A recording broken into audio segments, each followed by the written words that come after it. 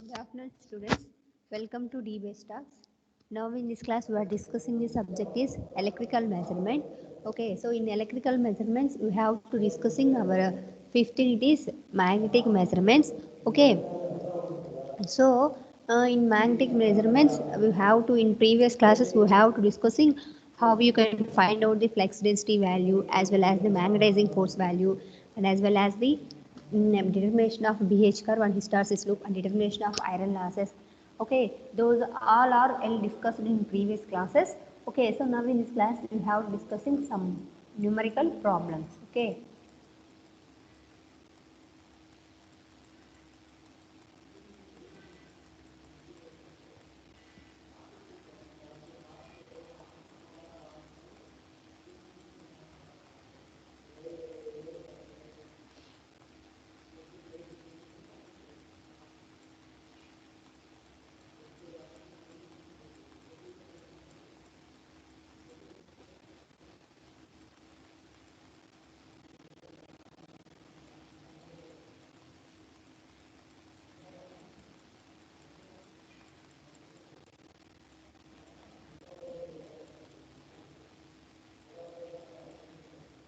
Okay, see.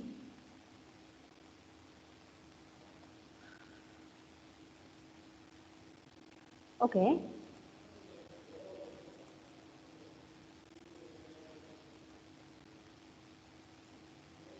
We have to see a one problem. See here, in a test on a specimen, the total weight. Okay, so the total weight 13 kg, the measured value of iron loss at a given value of peak, peak, peak flex density was 7.2 watts at 40 Hz. Okay, and 28.9 watts at 60 Hz. Estimate the value of hysteresis and eddy current losses in weight per kg at 50 Hz for the same value of peak flex density. Okay, so here, okay, so in here the total weight of the specimen will be given as the 13 kg. Okay, so and here the flex density, peak value of flex density is 17.2 watts at 40 Hz and 28.9 watts at 60 Hz.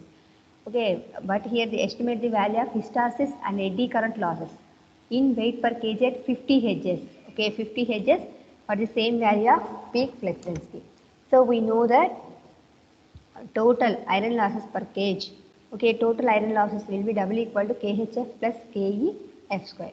So here substituting the iron losses per kg at 40 H and 60 H. For 40 H, okay, for 40 H the total losses will be 17.2 per 13 kg. Okay, so that's why here you have to write 17.2 by 13. So at what frequency? 40 Hz. So what is the formula? KHF plus KEF square. Okay, so that means here in the place of F frequency, here you have to substitute 40 Hz. So at that time here you have to write KH 40 plus KE 40 square. Similarly, same you have to write for 60 Hz. But for 60 Hz, okay, so the total iron losses will be given as a 28.9 watts. Okay, so per how many kgs? 13 kgs. Okay, so that's why again here you have to write it as 28.9 divided by 13, that is equal to KH 60 plus KE 60 square. Okay, by solving these two equations, you have to get the constants will be 0, KH value will be, hysteresis constant will be 0.0254 and eddy current constant, eddy current loss constant will be 0.000194. Okay, so at that time here you have to, so but you have to find out, but in the problem you have to estimate which value you have to find for 50 Hz. So at that time here we have to write eddy current loss per kg at 50 Hz. So what is the formula? Eddy current, KEF square. That means eddy current losses is nothing but square of the frequency. So at that time here you have to write KEF square. KE into F means for what frequency? 50 Hz. So at that time here you have to write 50 and KE value will be 0.00194 50 square. So at that time eddy current loss per kg will be written as 0.45 watts. Okay. Similarly, hysteresis loss. Okay, hysteresis loss per kg at 50 Hz. So at the time here you have to write KH. Okay, so KH. So here you have to get the KH. Okay, hysteresis constant is 0.0254 into frequency. Okay, into 50. Sorry, here printing will be missed 50. So 0.254 into 50, that is equal to 127 watts. Okay, so this is the solution of this problem. Very easy problem.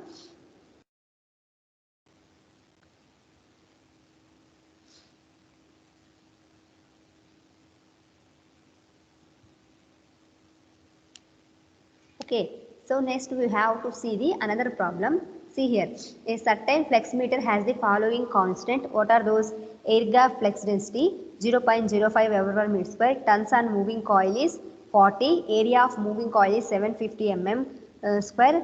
If 10 tons such coil of 200 square or area connected to the flex meter is reversed in uniform field of 0.5 Weber per meter square, calculate the deflection of flex meter.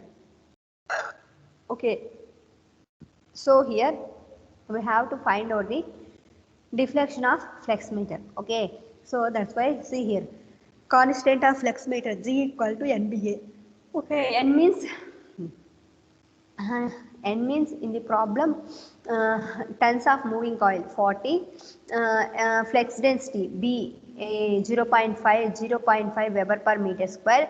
Similarly, A value will be to 750 square. Okay, so at the time 750 square means you have to convert it into meters into 10 cube meter square. So that's why 10 cube whole to the power of minus 2 means 10 to the power of minus 6. So at the time you have to you have to solve these all values. So at the time here you have to get the G value will be 1500 into 10 to the power of minus 6. Similarly, flex linking with the search coil flex phi equal to BA. So B means 0.5. Okay,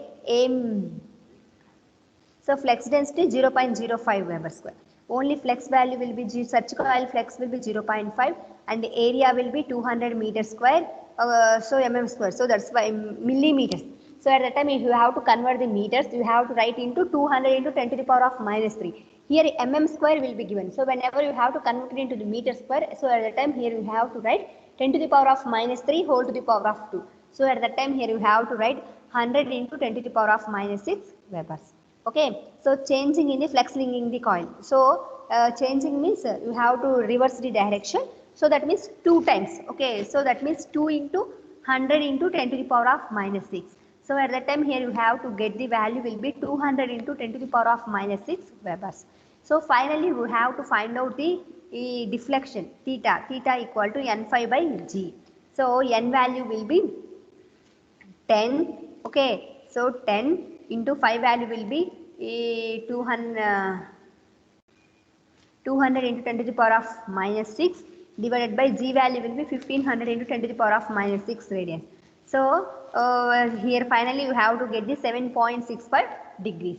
Okay, so this is the deflection of the flex meter. Okay, so this is one problem.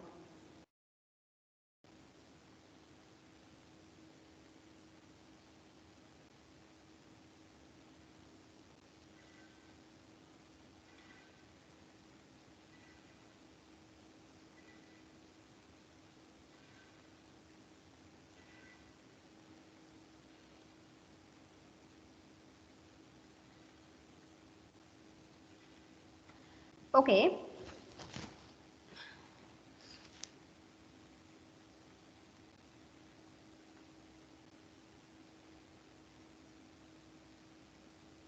Next problem is, see here the coil of a ballistic galvanometer has 115 tons of mean area 25 into 40 square.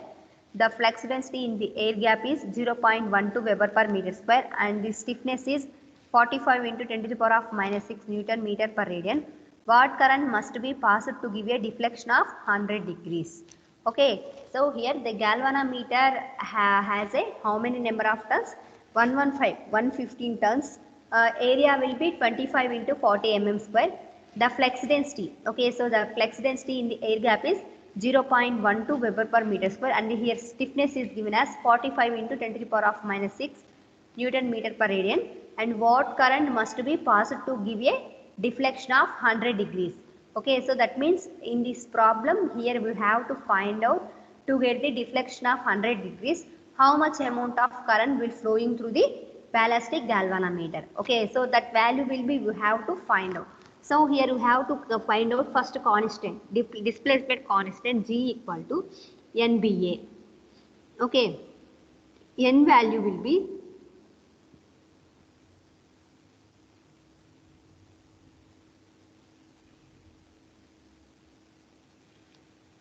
N value, number of turns will be 115. Okay, B value 0.12 Weber per meter square.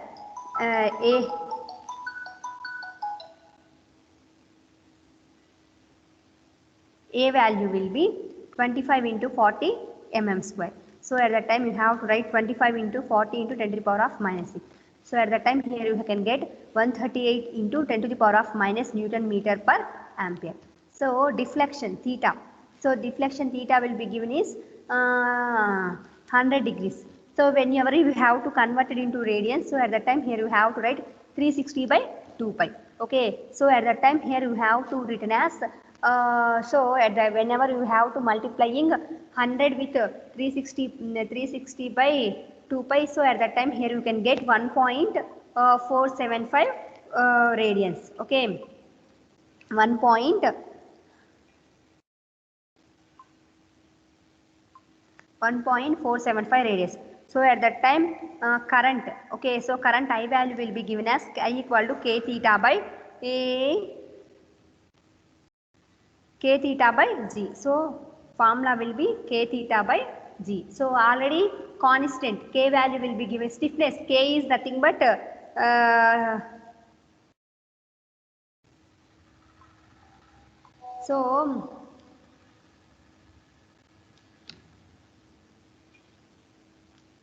so current I equal to k theta by g. So here k is nothing but stiffness. Okay, theta is nothing but deflection. G means displacement constant. Okay, so at that time here you have to write stiffness k will be 45 into 10 to the power of minus 6. Okay, theta will be 1.475 divided by g. G value will be 130. Okay, so 138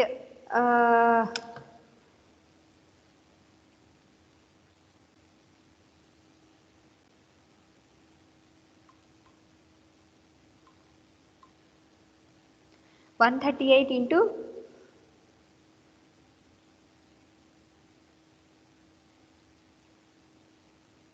138 into 10 to the power of minus 3. So at that time here you have to write that current value will be, so find whenever you have to solve these all values, so in the place of k here you have to write 45 into 10 to the power of minus 6, and in the place of theta here you have to write 1.475 radians, and in the place of j here you have to write 138 into 10 to the power of minus 3, and finally here you have to get the current value will be 4.8 milliamperes. Okay, so in previous you have to see method of reversals, okay, and step by step method. Okay, so again diagram, so this is the BH curve. Okay, same for both as well as step by step method and as well as the which one, method of reversal. Okay, so you have to, okay, H, okay, you have to find out delta B, you have to take maximum and minimum values. Okay, like this. Okay, this is the BH curve. So next to, already I have to explain. So in wattmeter method, to find out the iron losses, you have to use the wattmeter method. So here you have, in wattmeter method, here you have to use the 2 wattmeters. Okay, so that is a Epstein square wattmeter. Okay, that is shape is in the shape of Ft square. So the another one is a alloyed Fisher square. Okay, so this is the arrangement. Okay, Ft square. Okay, so these are the joints. Okay, a magnetizing pearl. Okay, so next Fisher square. Okay, so according to the shape, just you have to represent by using this square, you have to estimate the losses. Okay, so this is our 15 it. Okay, so in 15 it here we have to find out the magnetic measurements. Okay, you have to find out the magnetic values. That means how you can find out the magnetic flux density, magnetic flux intensity, okay, as well as iron losses, okay. So I estimate the BH curve, okay. So all of you please subscribe DBS Talks, okay. Thank you.